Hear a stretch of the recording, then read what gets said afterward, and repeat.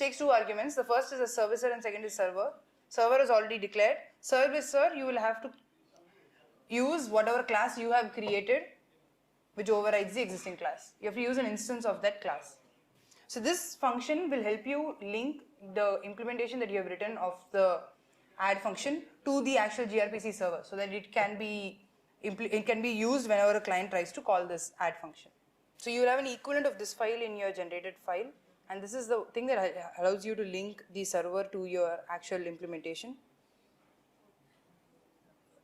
So how many of you have been able to get the server up? For how many of you the server is running?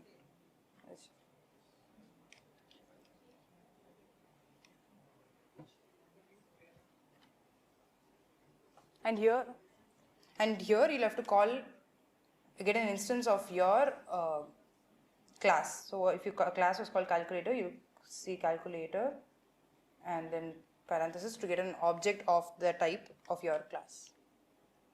Okay, so if you are writing the client, you need to create the client stub. It takes the channel as an argument, and then you can call that stub dot whatever your add function is, and it should be able to call that. Basically, it takes the channel as an additional argument in case you miss it.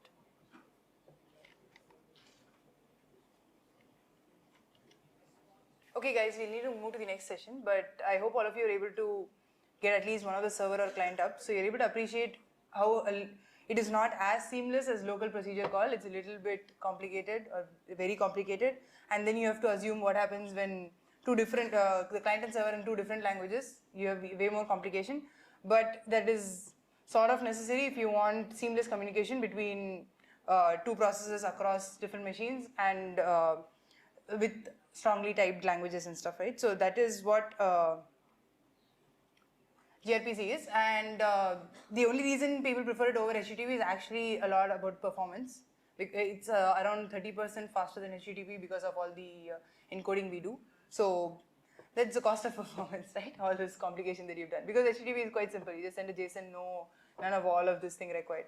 So we can conclude gRPC with that. I hope you guys got a taste of it, and you should be able to write something on your own now from what you have learned so far.